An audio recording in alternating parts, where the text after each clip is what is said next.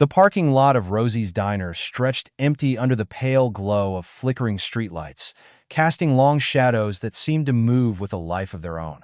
It was nearly closing time on a Tuesday night in October, the kind of night when most people were home safe behind locked doors, watching late-night television or tucking their children into warm beds. But inside the diner, 30-year-old Sarah Martinez wiped down tables with hands that wouldn't stop shaking. Before we jump back in, tell us where you're tuning in from, and if this story touches you, make sure you're subscribed, because tomorrow, I've saved something extra special for you. Her shift should have ended an hour ago, but she kept finding reasons to stay. Cleaning the same coffee pot twice, organizing the napkin dispensers that were already perfectly straight, checking the register numbers for the third time. Because outside, just beyond the reach of the diner's warm yellow light, she knew he was waiting. If you believe that courage can come from the most unexpected places, that brotherhood means standing up for those who cannot stand up for themselves, and that sometimes angels wear leather instead of wings, then pause for a moment. Like, comment, share, and subscribe to this channel, and tell us in the comments below where you're watching from tonight. Because this story might just restore your faith in the power of human kindness. Sarah had been working at Rosie's diner for almost 3 years now, ever since her divorce was finalized, and she needed a job that would let her work nights while her 8-year-old daughter, Mia, slept safely at her grandmother's house. The diner sat on the edge of town, where the main highway split off toward 3 different directions, one leading to the city, one winding up into the mountains, and one stretching endlessly toward the desert. It wasn't glamorous work, but it was honest work. The late shift paid a little extra, and the tips from truckers and night travelers helped her scrape together enough for rent on their small apartment and Mia's school supplies. Sarah had learned to be grateful for small mercies. A steady paycheck, a roof over their heads, a daughter who still believed her mother could protect her from anything. But protection, Sarah had learned the hard way, was more complicated than she'd ever imagined. The trouble had started 6 months ago when Marcus Reeves began showing up at the diner. At first, he seemed like any other customer. Polite, well-dressed, always left a decent tip. He worked as a supervisor at the local manufacturing plant, drove a clean pickup truck, and had the kind of easy smile that made people trust him. Sarah had been cautious but friendly, the way you learn to be when your livelihood depends on customer service. When he asked her out, she politely declined, explaining that she was focused on raising her daughter and wasn't looking to date anyone right now. Most men would have accepted that with grace and moved on. Marcus was not most men. What started as persistent requests for dates became daily visits to the diner, always sitting in Sarah's section, always watching her with an intensity that made her skin crawl. When she continued to decline his advances, his demeanor began to change. The friendly smile became forced. The polite conversation took on an edge of entitlement. "You can't work here forever," he'd say, stirring sugar into coffee he never drank. "A woman like you needs someone to take care of her. Someone who can provide stability." Sarah would smile tightly and refill his cup, but inside, alarm bells were screaming. She'd heard those words before, in a different voice from a different man. Her ex-husband had started with similar promises of protection and provision. It had taken her 3 years to understand that his version of love looked a lot like control. The breaking point came 2 weeks ago when Marcus followed her home after her shift. She'd noticed his truck in her rearview mirror, but tried to tell herself it was just a coincidence. There were only so many routes through town, after all. But when she pulled into her apartment complex and saw him park across the street, her hands began to shake. She'd sat in her car for 20 minutes, watching him watch her building, before finally calling her neighbor Mrs. Chin, an elderly woman who kept late hours and had become like a grandmother to Mia. "Mrs. Chin," Sarah had whispered into her phone, "I need you to look out your window and tell me if you see a blue pickup truck across the street." The pause on the other end felt like an eternity. Then, "Yes, honey. He's been there about 15 minutes now. Should I call the police?" Sarah closed her eyes. "No, not yet. Just keep an eye on him, okay? I'm going to wait here until he leaves." Marcus had sat there for another hour before finally driving away. But the message was clear. He knew where she lived. He knew where her daughter slept. The next day, Sarah had gone to the police station during her lunch break.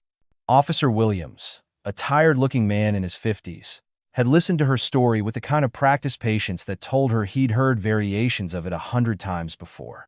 "Has he threatened you directly?" he asked, pen poised over a report form. "Well, no, but has he tried to touch you or your daughter without permission?" "No, but he's following me." "Following you how?" "Has he been to your home multiple times?" Sarah hesitated. "Just the once that I know of." Officer Williams set down his pen. "Ma'am, I understand you're concerned, and you have every right to be. But until he makes a direct threat or violates a restraining order, there's not much we can do. You could file for a protection order, but based on what you've told me, it's unlikely to be granted." Sarah had left the police station feeling more alone than ever. The system that was supposed to protect her had just told her to wait until something actually happened, until Marcus escalated, until she or Mia got hurt. So she'd done what she could, changed her schedule when possible, asked her manager, Roy, to walk her to her car after late shifts, started parking in different spots. Small precautions that felt like building a sandcastle against a tsunami. Tonight felt different, though, wrong in a way that made her stomach twist with anxiety. Marcus had been in earlier, during the dinner rush, but instead of his usual spot in her section, he'd taken a booth by the window with a clear view of the parking lot. He'd ordered coffee and pie, barely touched either, and spent 2 hours watching her work. When he finally left, he'd stopped at the register where Sarah was counting tips, close enough that she could smell his cologne, too strong, cloying in the warm diner air. "Working late again tonight?" he'd asked, his voice carrying a casual tone that didn't match the intensity in his eyes. "Same as always," Sarah had replied, not looking up from her counting. "You know, you shouldn't be walking to your car alone this late. A lot of dangerous people out there." The irony wasn't lost on her. Sarah had forced herself to meet his gaze. "I'll be fine," Marcus had smiled then, but it didn't reach his eyes. "I'm sure you will. See you tomorrow, Sarah." That had been 3 hours ago. Now, as Sarah glanced toward the parking lot for the 20th time, she could see his truck parked under the broken streetlight at the far end of the lot, waiting. Roy, the night manager, emerged from the kitchen wiping his hands on his apron. He was a good man in his 60s, the kind of boss who remembered his employees' birthdays and slipped them extra hours when they needed them. But Roy was also diabetic, moved slowly, and weighed maybe 150 pounds soaking wet. If Marcus decided to escalate beyond watching, Roy wouldn't be able to help her. "You okay, honey?" Roy asked, noticing her pale complexion. "You've been jumping at shadows all night." Sarah opened her mouth to explain, then closed it. What could she say? That she was terrified of a customer who hadn't technically done anything wrong? That she could feel his eyes on her even when he wasn't there? That she'd started having nightmares about coming to work? "I'm fine," she lied. "Just tired." Roy didn't look convinced, but before he could press further, the bell above the diner door chimed. Sarah's heart leaped into her throat, expecting to see Marcus walking back in. Instead, she saw something that made her blink in confusion. 3 men in black leather jackets were shaking rain from their shoulders as they stepped inside. Bikers, by the look of them, with the kind of weathered faces and steady eyes that spoke of miles traveled and hard lessons learned. The patches on their jackets read Iron Wolves MC in silver lettering, with a wolf's head emblem that seemed to gleam in the diner's fluorescent light.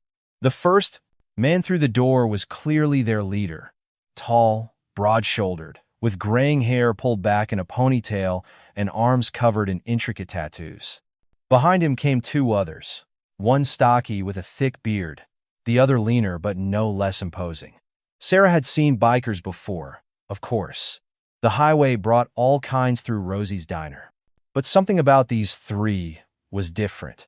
They moved with quiet confidence, not the swagger she'd come to expect from men trying to prove something.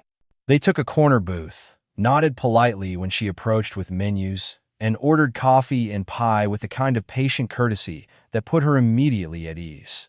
"Rough night?" asked the leader, whose name tag would later tell her was called Bear.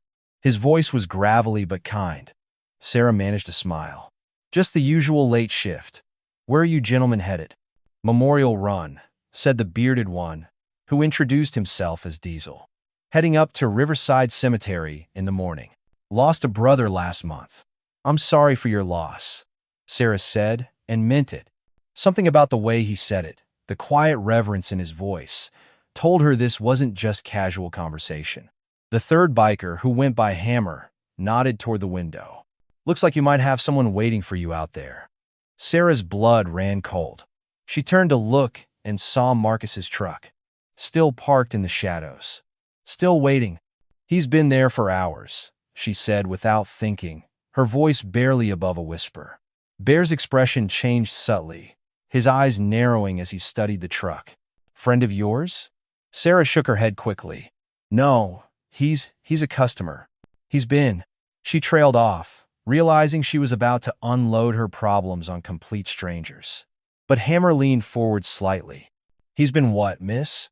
There was something in his tone, something protective without being threatening, that made Sarah's carefully constructed walls crumble. Maybe it was exhaustion. Maybe it was fear. Maybe it was just the relief of having someone ask the right question. "He's been following me," she said quietly.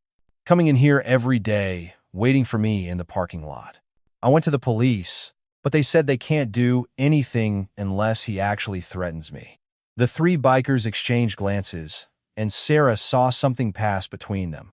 A silent communication that spoke of shared experience and unshakable loyalty. "What's your name, sweetheart?" Bear asked gently. Sarah Martinez." "Well, Sarah Martinez, how about you tell us exactly what's been going on?" And so Sarah found herself telling her story to three strangers in leather jackets, the words tumbling out like water through a broken dam. She told them about Marcus's escalating behavior, about the police department's unwillingness to help, about the fear that had become her constant companion. She told them about Mia, about working late shifts to make ends meet, about feeling trapped in a situation that seemed to have no good ending. The bikers listened without interruption, their faces growing harder with each detail. When Sarah finished, Bear sat back in the booth and looked toward the parking lot where Marcus's truck remained stationed, like a predator waiting for the perfect moment to strike. "You got somewhere safe to go tonight?" Diesel asked. Sarah nodded. "My daughter's at my mother's house across town. I was going to pick her up after work, but now—" She gestured helplessly toward the window. "Now you're afraid he'll follow you there." Hammer finished. "I can't lead him to my mother's house," Sarah said, her voice breaking slightly. "I can't put Mia in danger." Bear reached into his jacket and pulled out a cell phone. Sarah tensed for a moment, wondering if he was calling the police, but instead he pressed a number on speed dial. "Tank? It's Bear." "Yeah, we're good. Listen, I need you to make some calls. Get word out to every chapter within 50 miles. We got a situation here." He paused, listening. "No, not that kind of situation. We got a lady being stalked by some piece of shit who thinks he can intimidate a single mother." Another pause. "Rosie's Diner on Highway 14. "Yeah, that's the one." Sarah stared at him in confusion. "What are you doing?"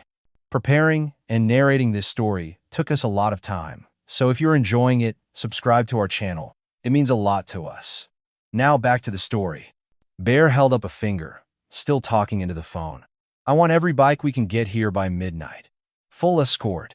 And Tank, make sure word gets to the Serpents and the Thunder Road boys too. This isn't about territory tonight." He hung up and looked at Sarah with eyes that held both gentleness and steel. "Ma'am, in about 2 hours, you're going to have the safest ride home you've ever had in your life." Sarah blinked. "I don't understand." Diesel smiled, the first real smile she'd seen all night. "You're about to see what brotherhood really means." As if summoned by Bear's words, the rumble of motorcycle engines began to filter through the diner walls.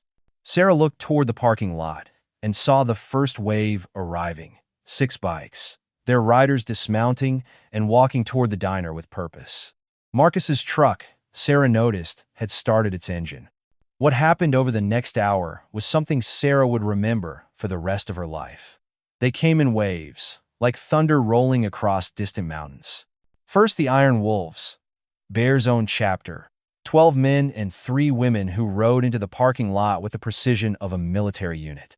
Then the Desert Serpents, their snake-emblazoned jackets gleaming under the parking lot lights. The Thunder Road MC arrived in formation, followed by smaller groups from chapters Sarah had never heard of: the Steel Hawks, Devil's Advocates, Road Warriors, and Broken Chain MC. Each group that arrived made the same pilgrimage into the diner to hear Sarah's story from Bear, back outside to take their position in the growing formation. By 10:30, the parking lot of Rosie's diner looked like a motorcycle rally. By 11, cars were pulling over on the highway to stare at the spectacle. Marcus's truck had moved 3 times, each relocation taking him further from the diner, but still maintaining visual contact. Sarah could see him through the window, phone pressed to his ear, probably trying to figure out what was happening. Roy had long since stopped pretending to do inventory and was standing by the window, shaking his head in amazement. "Honey," he said to Sarah, "in 30 years of managing this place, I have never seen anything like this." Neither had Sarah. She'd served coffee to what felt like 100 bikers, each one offering quiet words of support, promises that she and Mia would be safe, stories of their own daughters and wives and sisters. These weren't the dangerous criminals she'd seen portrayed in movies. These were mechanics and veterans, teachers and construction workers, small business owners and retirees who'd found family in the Brotherhood of the Road. A woman named Phoenix, whose silver hair was braided with leather strips and whose jacket bore the patches of the Steel Hawks, sat across from Sarah in the booth that Bear's crew had vacated. 23 years ago, Phoenix said, stirring sugar into her coffee, "I was in your shoes. Different town, different bastard, same story. My ex-husband thought he owned me, thought divorce papers were just suggestions." Sarah leaned forward. "What happened?" Phoenix smiled, but there was steel beneath it. "My brother rode with the outlaws back then. One phone call, and 30 bikers showed up at my apartment. Escorted me and my kids to a women's shelter 3 states away. My ex never bothered us again." "Did he? Did they hurt him?" "Didn't have to," Phoenix said. "See, men like your Marcus, they're bullies. And bullies only understand one thing: being outmatched. When he saw 30 Harleys in front of my building and realized he wasn't dealing with one scared woman anymore, he suddenly found somewhere else to be." Through the window, Sarah could see Marcus's truck making another circuit of the area, but now it was keeping a much wider distance. The message was becoming clear. Whatever game he thought he was playing, the rules had just changed. At 11:15, Bear approached Sarah with a clipboard. "Ma'am, I need your address and the route you usually take home. We're going to map this out proper." Sarah hesitated. "I don't want to put any of you in danger." Hammer, who'd been quietly eating pie at the counter, snorted. "Lady, there's 83 bikes out there right now, and more coming. The only one in danger tonight is the piece of shit who's been stalking you." Bear shot him a look that suggested more tact might be appropriate. "What Hammer means is, we've got this covered. These kinds of escort runs, we've done them before. We know what we're doing." Sarah wrote down her address with shaking hands. "Why are you doing this? You don't even know me." "Because someone has to," Bear said simply. "Because the system failed you. And when the system fails, sometimes people have to step up. Because every one of us out there has a daughter or a sister or a wife. And we'd want someone to help them if they were in your shoes." He paused, looking out at the sea of motorcycles. "And because this is what brotherhood means. Not just looking out for each other, but looking out for people who need looking out for." At 11:45, Bear gave the signal. Sarah watched through the diner window as 83 motorcycles roared to life in perfect synchronization. The sound was like thunder, like the earth itself was growling. Even from inside the diner, she could feel the vibration in her chest. Marcus's truck, which had been maintaining a safe distance at the far end of the parking lot, suddenly accelerated and disappeared down the highway. "He's running," Diesel observed with satisfaction. But Bear wasn't taking any chances. He'd already called ahead to Sarah's apartment complex, asking the night security guard to keep an eye out for a blue pickup truck. He'd arranged for 2 bikers to do a sweep of the route while the main convoy prepared. Every detail had been planned with military precision. "You ready, Sarah?" Bear asked. Sarah nodded, though her legs felt like water. She'd never been the center of this much attention, never had this many people care about her safety. It was overwhelming and humbling and terrifying all at once. Roy handed her the night's tips with a smile. "You take care of yourself, honey. And next time that bastard shows his face in here, I'm calling these folks first and the police second." Sarah hugged him, tears streaming down her face. "Thank you, Roy. For everything." "Thank me by staying safe," he replied. "And bring that little girl of yours by for ice cream. Sometime." On the house. Outside, the convoy was arranging itself. Bear explained the formation. 10 bikes in front, 20 on each side, and the rest bringing up the rear. Sarah would drive in the center, completely surrounded by leather and steel and the unshakable resolve of people who decided she mattered. "We'll keep it slow," Bear said, helping her to her car. "Normal speed. All lights and signals. Completely legal. Anyone wants to mess with you, they'll have to go through all of us first." As Sarah started her car, she noticed something that made her breath catch. Marcus's truck was back, parked at a gas station about a quarter-mile down the road, waiting. Bear saw it too. He spoke into his radio, and suddenly half the convoy peeled off, engines roaring as they surrounded the gas station. Sarah couldn't see exactly what happened, but within minutes, Marcus's truck was speeding away in the opposite direction, and the bikes were returning to formation. "Problem solved," Bear said into his radio. "Let's ride." What followed was the most surreal 20 minutes of Sarah's life. 83 motorcycles escorted her through town like she was royalty, their engines harmonizing in a song of protection and defiance. People came out of their houses to watch the procession. Cars pulled over to let them pass. At every traffic light, bikers dismounted to direct traffic, ensuring the convoy stayed together. Sarah found herself crying, not from fear this time, but from gratitude. These strangers had dropped everything to help her. They'd turned her terror into triumph, her vulnerability into strength. When they reached Sarah's apartment complex, the convoy arranged itself in the parking lot like a protective barrier. Bear and Phoenix walked Sarah to her door, while other bikers took positions around the building's perimeter. "We'll keep watch tonight," Bear explained. "Tomorrow, some of the boys will have a conversation with Marcus. The kind of conversation where things get explained real clear." Sarah fumbled with her keys, her hands still shaking from adrenaline. "I don't know how to thank you." "You don't need to thank us," Phoenix said. "You just need to be safe. You and that little girl of yours." Bear handed her a card.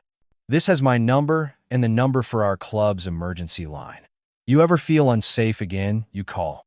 Day or night, doesn't matter. Someone will come." As Sarah opened her apartment door, she turned back to the sea of motorcycles in her parking lot. "Will I see you again?" "Probably not," Bear said honestly. "But that doesn't mean we won't be watching out for you. Word's going to get around about what happened tonight. Every biker in 3 states is going to know your story. You're under protection now, whether you see us or not." Phoenix hugged her. "You're not alone anymore, honey. You remember that." Sarah watched from her window as the convoy slowly dispersed, bikes heading off in different directions, back to their homes and families and regular lives. But the message had been sent. The statement had been made. The next morning, Sarah's phone rang. It was Officer Williams from the police department. "Miss Martinez? We got a call from Marcus Reeves this morning. He's filed a complaint about harassment and intimidation." Sarah's heart sank. "What does that mean?" "Well, funny thing is, when we asked him to elaborate on the specifics, he suddenly decided he didn't want to pursue it, said he was moving to another state for work opportunities. Immediate relocation." Sarah couldn't suppress a smile. "Is that so?" "Yes, ma'am. Also wanted to let you know that we've had several witnesses come forward about his stalking behavior. Seems a lot of people noticed what was happening but didn't know how to help. If he ever comes back, we'll have plenty of cause for an arrest. After hanging up, Sarah sat in her kitchen with a cup of coffee, watching the morning sun stream through windows she'd been afraid to leave uncovered. For the first time in months, she felt safe. That afternoon, she picked up Mia from her grandmother's house. As they walked to the car, Mia tugged on her sleeve. "Mama, Mrs. Chen said there were motorcycles at our house last night. Lots and lots of them." Sarah knelt down to her daughter's level. "Yes, baby, there were. Were they the good guys or the bad guys?" Sarah thought about Bear's quiet strength, Phoenix's protective wisdom, the sight of 83 people who'd never met her deciding she was worth defending. They were the good guys, sweetheart. Definitely the good guys. 3 months later, Sarah was promoted to day manager at Rosie's diner. Roy was retiring, and he couldn't think of anyone better to take over. The promotion meant better hours, better pay, and the chance to work while Mia was in school instead of while she slept. But more importantly, it meant Sarah could finally breathe again. She could walk to her car without looking over her shoulder. She could sleep through the night without jumping at every sound. She could be present for her daughter instead of constantly scanning for threats. Marcus never returned. Word through various channels suggested he'd moved to Florida and was working at a factory there. Whether he'd learned his lesson or simply decided Sarah wasn't worth the risk of facing down the Brotherhood again, she didn't know and didn't care. He was gone, and that was enough. Sometimes, late at night when the diner was quiet and she was closing out the register, Sarah would hear the distant rumble of motorcycles on the highway. She'd look up and smile, knowing that somewhere out there, men and women in leather jackets were riding through the darkness, ready to answer the call if someone needed help. She kept Bear's card in her wallet, though she'd never had to use it.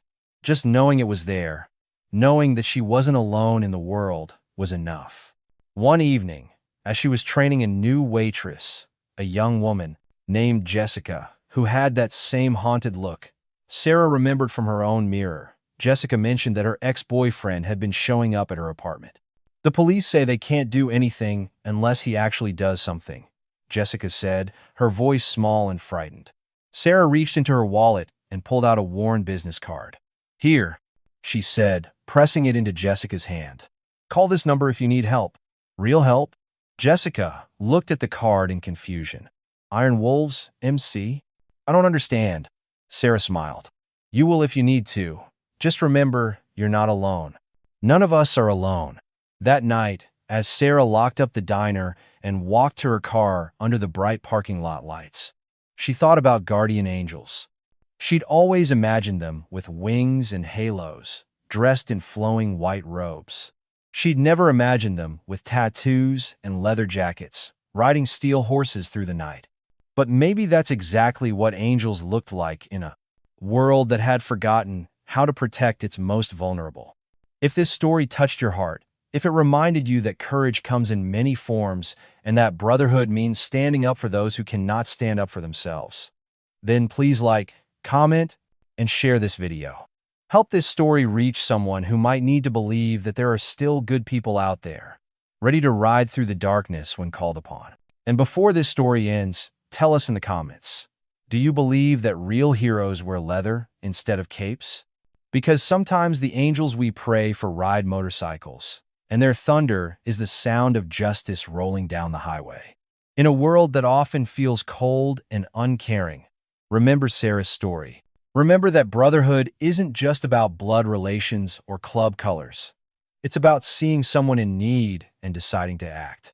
It's about turning fear into strength, isolation into community, and despair into hope. Because sometimes, when the system fails and the darkness seems too deep, ordinary people on extraordinary machines become the light that guides us home. The Iron Wolves rode into Sarah's life for one night, but the impact lasted forever. Not because of what they did, but because of what they showed her. That she was worth protecting, that her daughter was worth defending, and that in a world full of predators, there are still people willing to be protectors. That's the real magic of brotherhood. Not the leather or the bikes or the intimidating presence, but the simple truth that no one has to face their demons alone. And that truth, more than any engine or any roar of thunder, is what changed everything. Up next, you've got two more standout stories right on your screen. If this one hit the mark, you won't want to pass these up. Just click and check them out.